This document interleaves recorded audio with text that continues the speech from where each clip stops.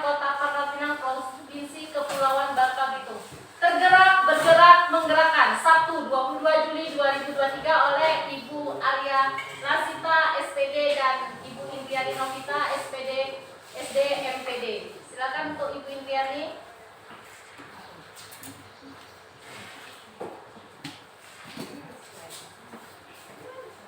Assalamualaikum warahmatullahi wabarakatuh. Selamat siang Bapak Ibu guru hebat SD Negeri 4. Di sini Ibu selaku kepala sekolah di sini, Ibu juga sebagai calon guru penggerak CGP Angkatan 8 Kota Pangkal Pinang di sini berkolaborasi dengan ibu guru kita yang baru bergabung di SD 4. Mudah-mudahan dengan hadirnya Bu Arya bisa membantu Ibu selaku guru penggerak bisa meningkatkan mutu pendidikan di sekolah kita SD Negeri 4 ini. Mari Bapak Ibu guru semua kita bersama-sama meningkatkan mutu sekolah kita biar bisa mensukseskan pendidikan kurikulum Merdeka Belajar yang dilaksanakan di sekolah kita. Baik, di sini Ibu beserta Bu Arya akan menyampaikan diseminasi apa itu budaya positif. Budaya positif di sini kita selaku guru ya Bapak Ibu bisa dan perlu memiliki kemampuan dalam mewujudkan budaya positif. Budaya positif itu banyak sekali yang bisa kita ajak ke anak-anak kita, termasuk budaya 5S. 5S itu juga merupakan budaya positif yang bisa kita terapkan di sekolah kita. Pagi kita sudah menyapa anak di gerbang, itu salah satu contoh budaya positif juga Bu Iris dan teman-teman yang lain. Nah, di sini konsep-konsep itu yang harus kita terapkan. Yang pertama itu disiplin positif. Kemudian bagaimana kita memahami kebutuhan dasar manusia. Kebutuhan dasar anak itu apa yang kita perlukan. Karena kita selaku guru harus bisa memberi contoh teladan yang baik untuk anak-anak kita. Jadi bukan kita selaku guru yang hanya berdiri depan menyambut anak, menyapa 5S, tapi dari apa yang kita terapkan pada diri kita selaku guru bisa menjadi tauladan untuk anak-anak kita dan itu membawa nilai positif. Kemudian yang ketiga itu memahami perilaku yang berkaitan dengan hukuman dan penghargaan. Nah, ini yang sering kita salah pemahaman sebagai seorang guru. Terkadang kita memvonis anak, kita memberi hukuman ini dan itu. Tapi nyatanya setelah kami berproses menjadi guru penggerak, ada hal-hal tertentu yang tidak boleh kita utarakan. Dari baik tata bahasa, perkataan kita, mana yang merupakan nilai-nilai positif, mana yang merupakan penghargaan dan hukuman. Jadi sekarang karena kita sudah mengikuti program yang sudah menjalani, apalagi di ajaran baru ini sekolah kita sudah kelas 1, 2, 4, dan 5 sudah mengikuti dan melaksanakan kurikulum Merdeka. Dan semua itu harus kita terapkan yang Ibu sampaikan kemarin. Di kelas kita harus menyampaikan kesepakatan kelas. Kesepakatan kelas itu merupakan disiplin positif. Kalau bisa kita ajak anak bersama-sama menentukan apa yang ingin mereka utarakan. Contoh misalkan, mencontoh itu boleh tidak, apa kata-katanya Bu, tidak. Nah, itu kita jabarkan satu persatu, dijadikan kesepakatan kelas. Dan itu merupakan nilai-nilai positif. Kemudian kata-kata hukuman, anak-anak misal dilarang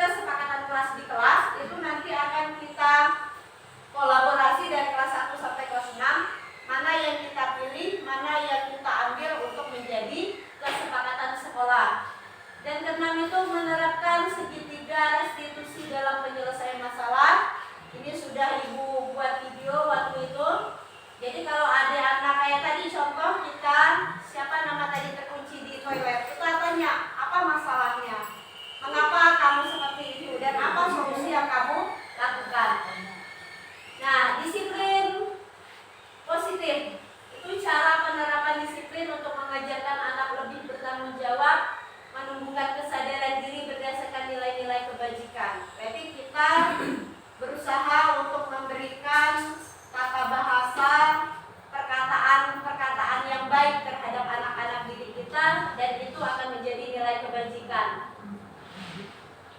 Kemudian disiplin diri juga bisa memahami ya, memberikan motivasi ke peserta didik kita bahwa motivasi tersebut bisa menjadikan akibat paksaan ujian maupun hukuman. Yang kedua, memahami kebutuhan dasar. Pertama, kebutuhan bertahan hidup, kasih sayang, bagaimana kebutuhan untuk diterima, kebutuhan pengakuan atas kemampuannya, kebebasan untuk memilih, kemudian kesenangan. Itu mewujudkan agar anak-anak kita di sekolah kita merasa senang, diakui, kemudian kita memenuhi kebutuhan mereka, karena di kurikulum Merdeka kita harus bisa memberi pendidikan, membentuk siswa untuk menjadi siswa yang lebih berkarakter sesuai dengan penerapan P5 kita. Yang ketiga, memotivasi perilaku manusia. Ada 3, yaitu menghindari ketidaknyamanan, hukuman.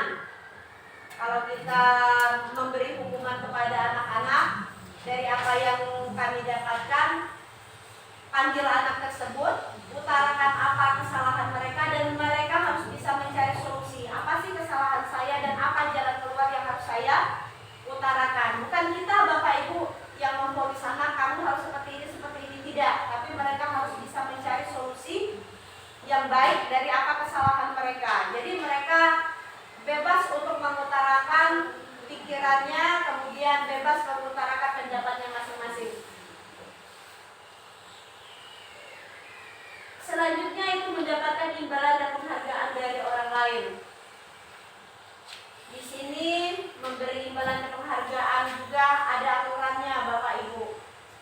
Ada konsekuensi yang harus kita sampaikan, berikan anak-anak. Misalnya penghargaan itu menyinggung perasaan orang lain dah. Oh, kita selalu mengeluh-ngeluhkan anak ini, kamu berprestasi ini dan ini sebagainya. Tapi ternyata dari kata-kata tersebut kita memberi anak-anak yang lain mungkin saya merasa saya tidak berprestasi dan sebagainya. Dan itu yang harus kita jaga sekarang. Bagaimana sih memberikan pemahaman untuk itu. Dan yang ketiga itu bagaimana mereka ingin dihargai, menjadi dirinya sendiri dengan nilai-nilai mereka agar lebih bisa percaya. Kemudian memilah ya, motivasi perilaku mana dan apa yang terjadi untuk murid kita. Dari ketiga motivasi ini, mari Bapak Ibu kita bersama-sama mewujudkan agar anak-anak kita di sekolah bisa menjadi insan yang lebih baik, bisa berpikir positif, dan bisa menerapkan nilai-nilai tersebut untuk sekolah kita. Nah, perilaku untuk menghindari ketidaknyamanan itu apa yang ada pada diri siswa berasal dari faktor eksternal. Karena di sini guru harus bisa berupaya menumbuhkan motivasi internal anak, memunculkan nilai-nilai bagaimana menghargai dirinya sendiri, dan sebaik-baiknya kita itu menghindari hukuman dan pemberian penghargaan yang berlebihan agar meminimalisir motivasi eksternal yang terjadi pada siswa kita.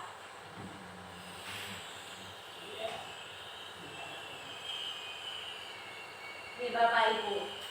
Jadi ini yang harus kita kontrol kita sebagai seorang guru. Dari 5 posisi kontrol ini, kita selaku guru harus bisa memahami bagaimana bentuk hukuman yang baik, kemudian bagaimana membuat pembuatan merasa bersalah itu bukan kita yang memvonis anak kami seperti ini, tapi belajar mereka mengakui kesalahannya sendiri, mencari jalan keluar, dan bisa memotivasi mereka untuk menjadi anak yang lebih baik. Ketiga itu sebagai teman. Kita sebagai guru itu bisa menjadi teman siswa kita, berbagi, sharing, tempat mengadu, karena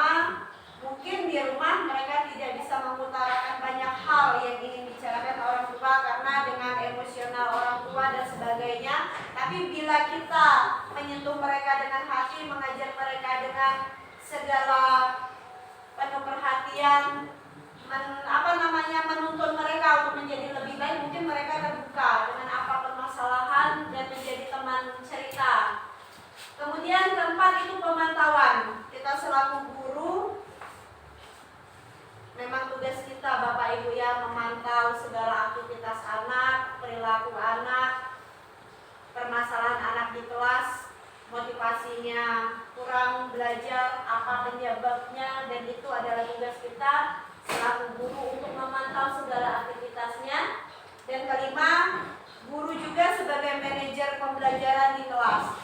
Sebagai manajer di kelas itu berarti kita yang memimpin kondisi pembelajaran di kelas, baik itu cara belajarnya, segala administrasi peserta didik itu ada di diri kita.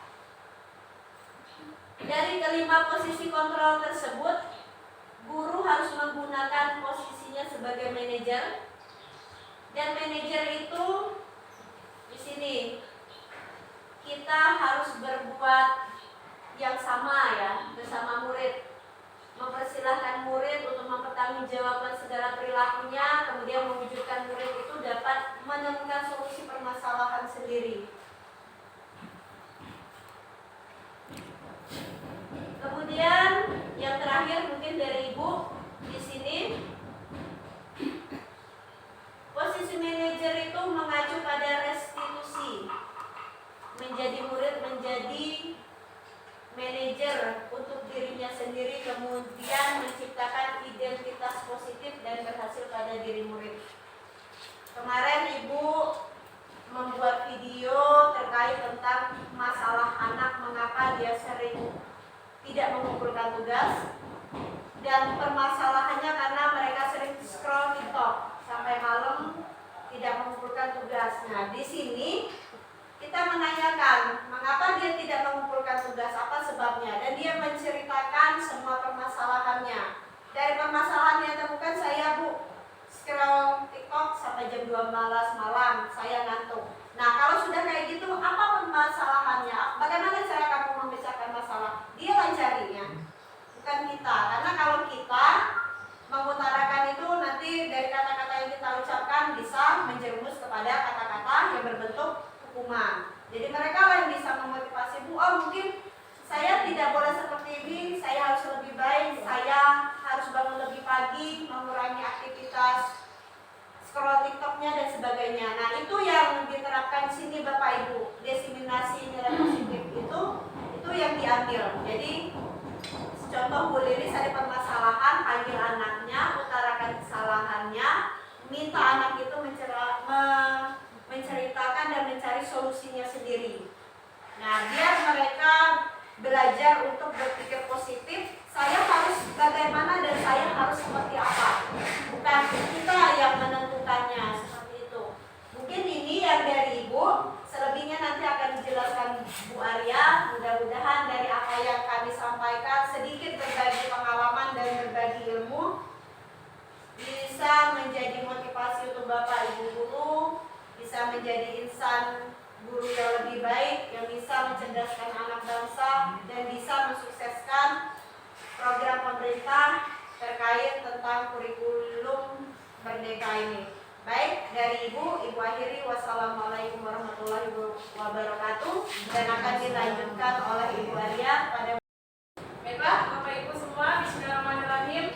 Sebelumnya saya mohon izin, karena nanti saya di sini sudah, kalau kata orang Bangka tuh hadir. Jadilah kita sebagai guru semuanya kita adalah ahli daripada ahli, seperti itu ya. Ya semua TNI, dokter gitu kan, kemudian polisi, semua yang sudah profesi-profesi yang sudah ada kita lihat sekarang itu tidak lain tidak bukan bermula dari seorang. Jadi begitu mulianya, betapa berharganya profesi kita sebagai seorang guru, itu yang perlu kita tanamkan dalam diri kita pribadi masing-masing. Saya yakin itu sudah dimiliki oleh guru-guru, Bapak Ibu guru hebat di sini semuanya di SD Negeri 4. Nanti saya juga mohon izin sebelumnya, mohon maaf bukan maksud menggurui, tidak.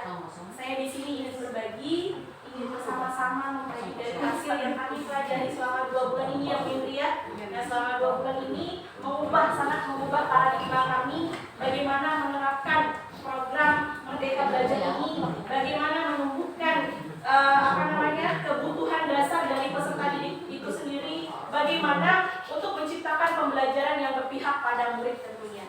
Selama ini kita belajar pasti pada zaman kolonial, sekarang zaman milenial. Itu akan sangat berbeda pada saat pembelajaran kita di zaman dulu. Pasti sama dengan parenting, ya, yang dulunya misal orang tuanya tegas gitu kan, kuat di rumahnya, disiplin, pasti itu akan terbentuk juga pada saat anak itu menjadi orang tua.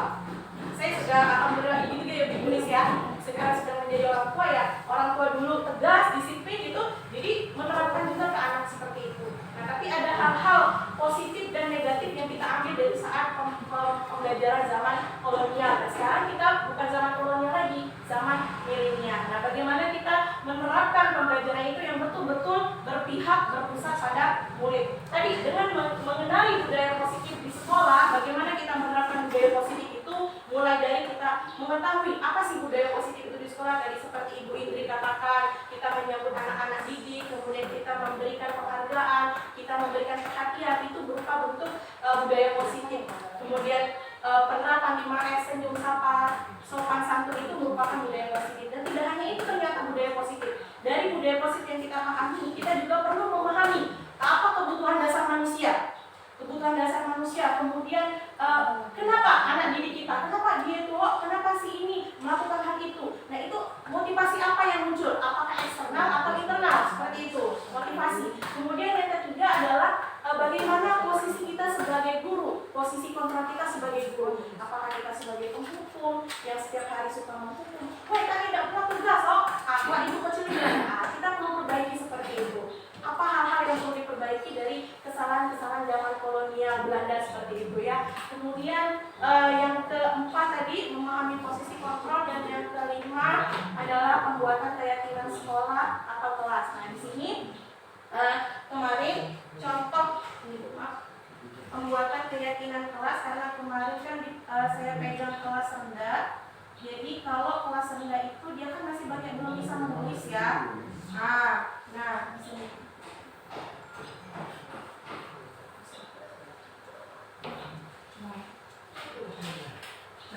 Nah, keyakinan kelas dulu kita buat peraturan kelas, gitu kan? Perlu diperbaiki, diubah dari peraturan kelas menjadi keyakinan kelas. Bagaimana kalau di kelas tinggi sederhana, kelas 4, 5, 6, dari kelas 3 kita minta caranya kita berdiskusi ke anak-anak, kita memberikan seperti lembar post-it seperti itu. Kelas kecil kita meminta anak membuat peraturan terlebih dahulu. Kalian mau seperti apa di kelas ini? Tidak boleh mencontek, tidak boleh berisik, misal tidak boleh membuang sampah sembarangan. Nah, itu masih menggunakan kata tidak. Jangan mengganggu teman, masih menggunakan kata jangan. Itu kata-kata yang negatif seperti itu. Jadi kita ubah menjadi kata-kata yang positif. Nah, seperti itu.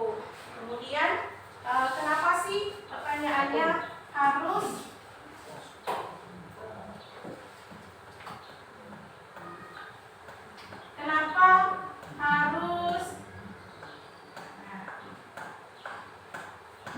mengapa keyakinan kelas bukan peraturan kelas?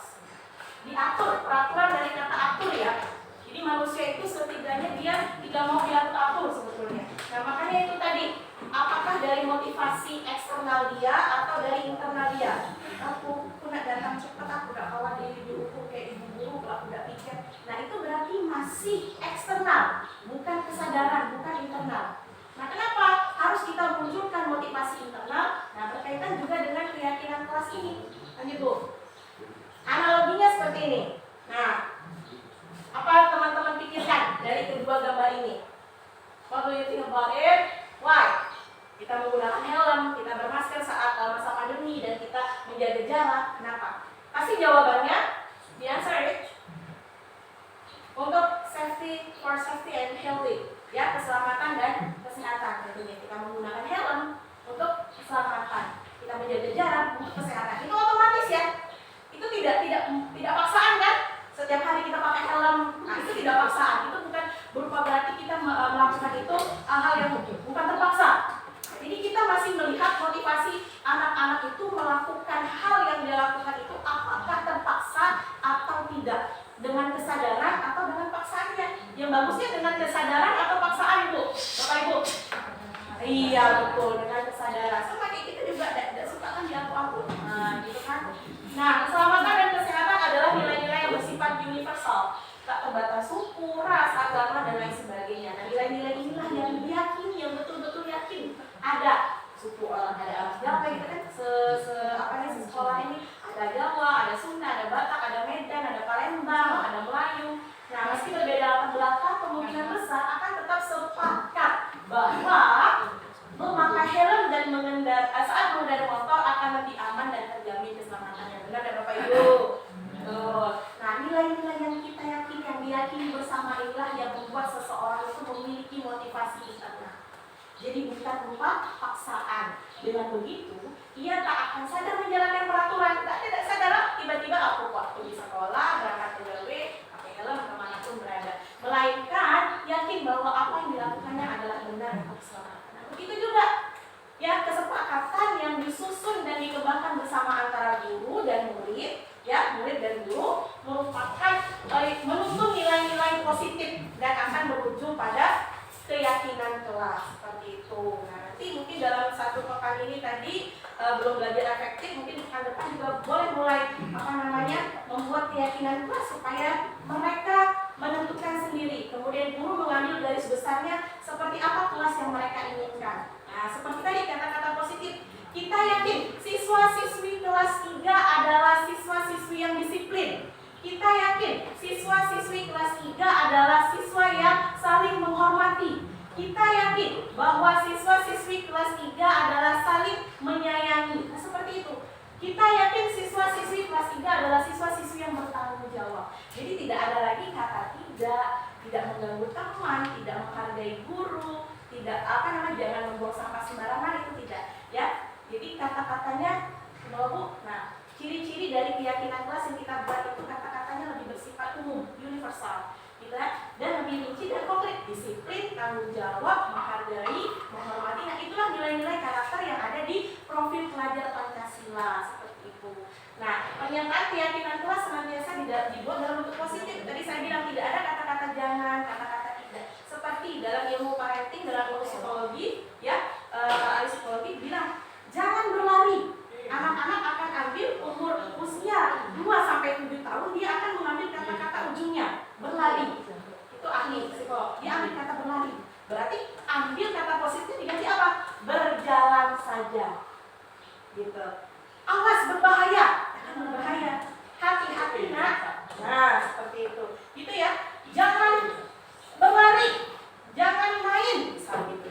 Jangan bertengkar, jangan berantem. Diganti dengan mainnya sama-sama ya. Nah, seperti itu.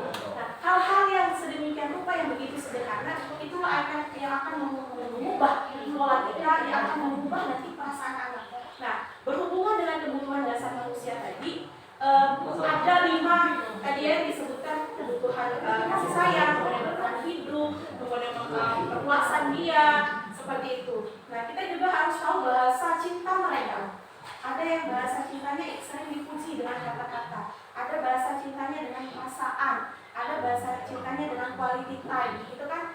Mamaku ini bergaul terus, gak ada waktu untukku. Nah, semua itu dari kebutuhan dasar yang mereka dapat tidak terpenuhi di rumah, itu akan berefek di sekolah tentunya, ya tidak Bapak Ibu? Ya kan? Nah, mereka yang tidak merasa diperhatikan di rumah, dia akan membuat ulah di sekolah. Supaya apa? Supaya merasa terperhatikan, dia buat ulah. Nah, maka kita jangan ujuk-ujuk guru. Ngapain tadi macam terus seperti itu kan gitu. Tadi tidak buat PR terus, tadi tidak baca. Oh, diganti seperti itu. Oh, kenapa? Kita cari tahu alasannya. Kenapa dia terus berbuat seperti ini? Kita panggil saja. Ya, doang. Sedikit-sedikit Bu. Dulu saya seperti itu juga. Gitu kan. Gitu. Itu juga akan banyak menguras tenaga kita. Kayak gitu ya. Nah, jadi kita panggil tadi penerapannya. Nah, ini cara membuat keyakinan kelas. Apa yang akan kita lakukan? Pertama tadi membuat ruang diskusi, melibatkan semua warga kelas tanpa terkecuali, kemudian mencatat apa pendapat murid, merumuskan, menjadikan itu tadi sudah. Jadi tidak perlu banyak-banyak keyakinan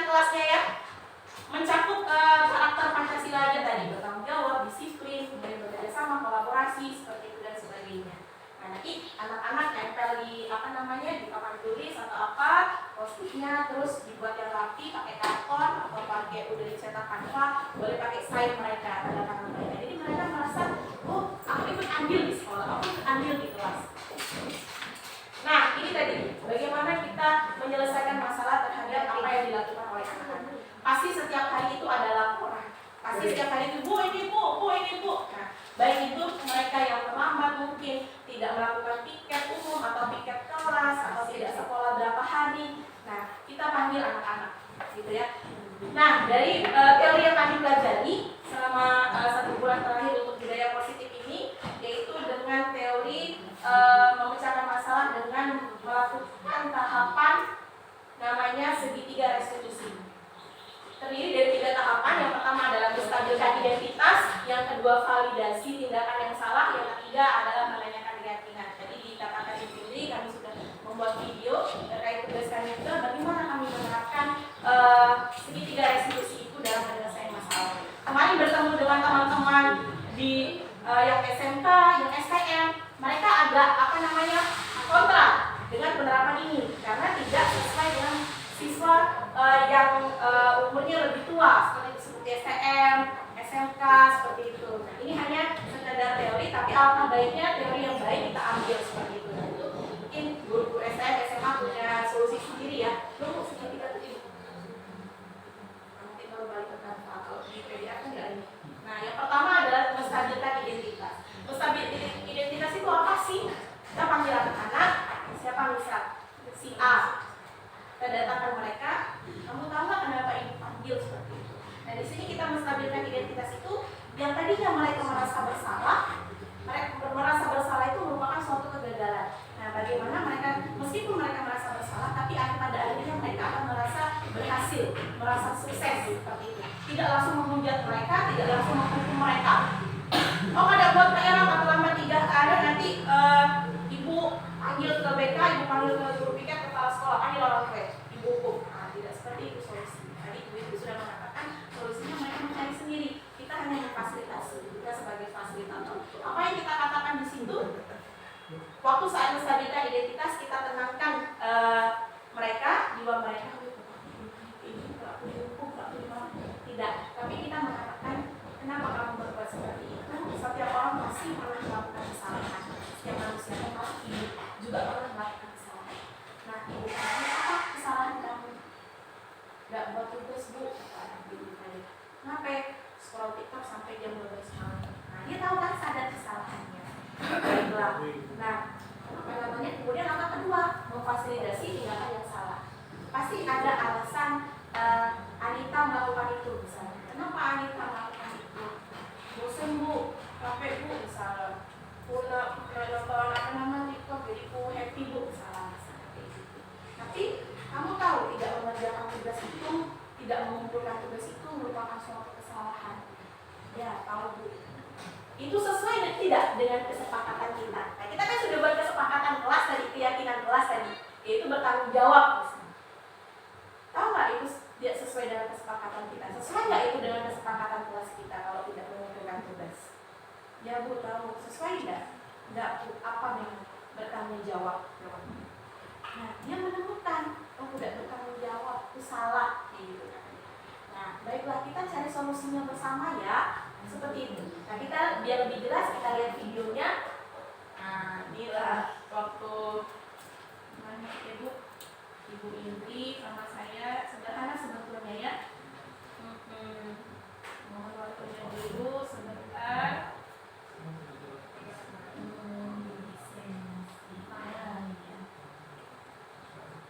Ini cuma 11 menit video. Nah ini ya.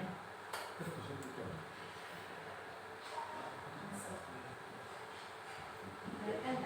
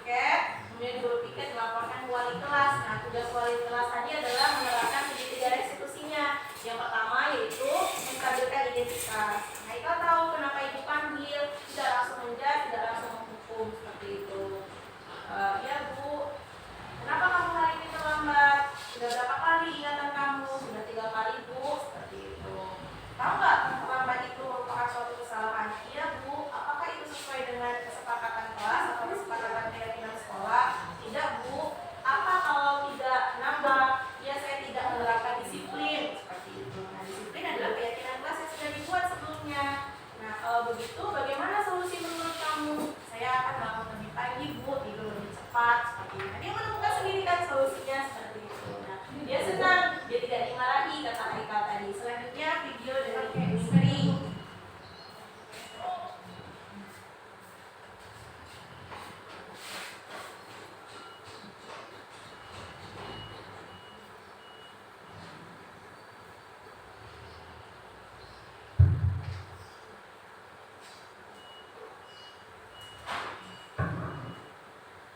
Selamat pagi Bu Siti, selamat pagi Natasha, silahkan duduk.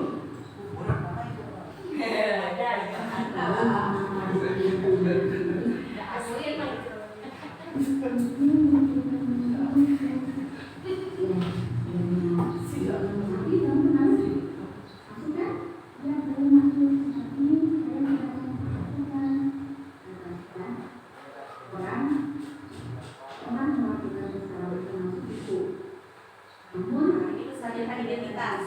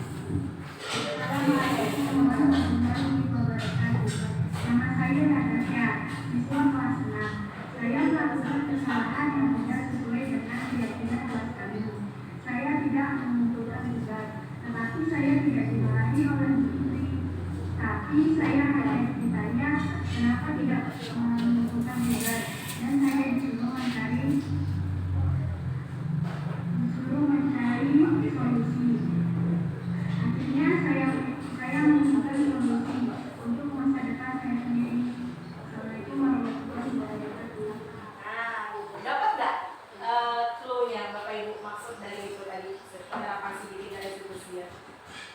Kan kalau di SMP, SMA itu kan ada guru BK ya. Nah, kalau di SD enggak kan setiap kelas, setiap guru kelas, wali kelas adalah guru BK seperti itu. Jadi setiap anak yang memiliki masalah seperti itu kita coba terapkan CBT dan restitusi ini. Yang pertama memanggil mereka. Jadi mereka itu merasa kayak terperhatikan Bapak Ibu.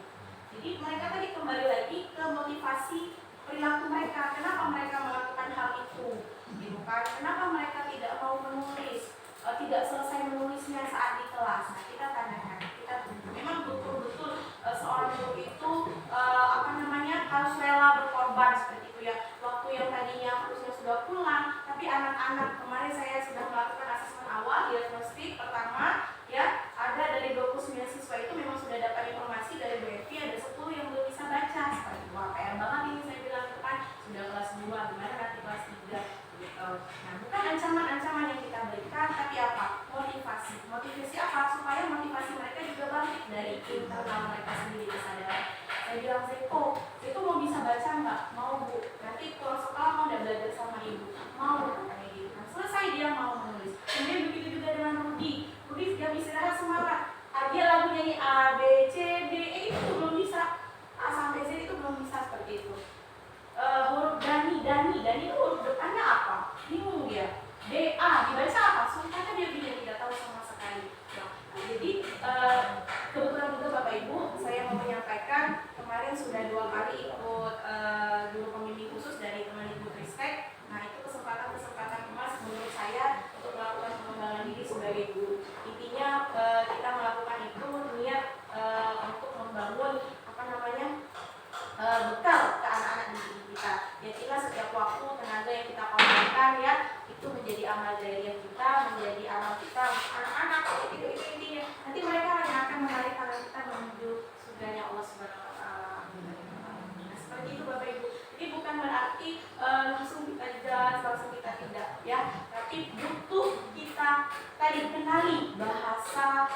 kasih sayangnya. Kebutuhan dasar mereka itu maunya seperti apa? Kasih sayang berupa sentuhan kah, berupa pujian kah, berupa quality time kah, berupa ada 5 saya lupa, ada 2 lagi seperti itu. Kita perlu memahami itu. Intinya semua guru itu memang semua bidang yang perlu diketahui, dikuasai. Psikologis iya, kemudian semuanya, bumi iya, yang masih gadis harus paham, yang belum punya anak harus paham kebutuhan anak-anak itu apa. Luar biasa kan seperti itu. Nah apalagi kita di sini kita lihat kondisi sekolah kita emang betul-betul dari keluarga yang notabene-nya yang kalangannya mohon maaf mungkin ke bawah ya Bapak Ibu ya. Nah butuh sekali perhatian anak-anak itu terhadap orang-orang di sekitarnya. Bagaimana kita membangkitkan itu? Kemarin juga sudah melakukan paguyuban, melakukan rapat ketemu orang tua.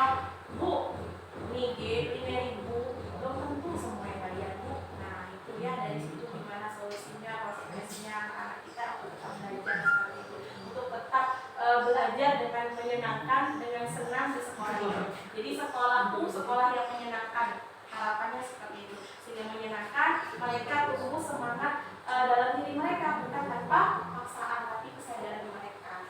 Mereka akan merasa kangen sekolah, cuma ketemu ibu guru, bisa seperti itu. Nah itu merupakan semangat, apakah bahan bakar utama bagi kita seorang guru seperti itu, untuk memberikan ilmu. Tidak hanya sekedar memberikan ilmu, tapi juga memberikan nasihat-nasihat yang akan mereka kenang sampai akhir hayat mereka. Insya Allah seperti itu ya Bapak Ibu.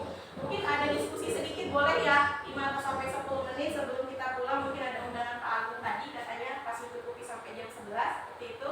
Ada yang mau ditanyakan, didiskusikan sama-sama. Yuk, di sini saya pengen menggerakkan hati Bapak Ibu semuanya, sama-sama kita membangun sekolah ini yang luar biasa. Alhamdulillah pada tahun ini sudah mendapatkan bantuan dari pemerintah, dari lab, UKS seperti itu ya. Kita sama ratakan seperti itu ya dengan sekolah-sekolah yang lainnya gitu. Jadi sekolah kita kan sekarang ini orang lebih milihnya ke swasta gitu. Kenapa ke swasta? Kualitas fasilitas utama mungkin seperti itu ya. Mungkin juga kebanyakan orang tua yang sudah bekerja pagi sampai sore. Ayo kita tingkatkan lagi mutu pendidikan sekolah negeri. Saya barusan lihat dikirim TikTok sama teman saya nih, ibu gurunya sepi, sekolah negerinya sepi, muridnya cuma berapa gitu ya gitu. Kemudian kawasannya juga sama SDN gitu kan, SDN gitu. Yuk kita lihat juga sudah banyak sekali sekarang ini banyak lebih mengedepankan orang tua yang lebih paham memang benar-benar ke agamanya, ke religiusnya seperti itu ya. Yuk sama-sama di sekolah negeri pun tapi notabene di sini semuanya dominannya muslim ya Bu ya, tidak ada yang non muslim. Luar biasa. Yuk kita tingkatkan. Kemarin dapat informasi dari Bu Indri juga ada exco tafsir dan sebagainya, kemarin sudah 2, kita tingkatkan lagi. Nah siapa lagi bukan cikal bakalnya dari guru-gurunya, kemudian juga membangun bakat minat peserta didik terkait tadi dengan profil pelajar Pancasila dan Merdeka Belajar, bahwa kita harus mengajarkan pembelajaran pada anak itu yang sesuai dengan kebutuhan dasar mereka, sesuai dengan minat bakat mereka belajarnya seperti itu. Oh yang senang belajarnya dengan praktek, dengan kinestetik, dengan bergerak, kita akomodasi semua itu gitu. Jadi memang guru-guru yang lebih harus inovatif, kreatif, yang awal. Nah, jadi kalau BMP, LPMP, asal awal, kaca seperti itu gitu ya. Insya Allah semua kebaikan, semua kebermanfaatan, tidak terlepas, tidak bukan, intinya kembali pada diri kita sendiri nantinya. Insya Allah seperti itu. Itu ya Bapak Ibu, mohon maaf sekali kita masuk menggurui. Saya ingin sama-sama kita bergerak, bukan berarti sama-sama cak-macak.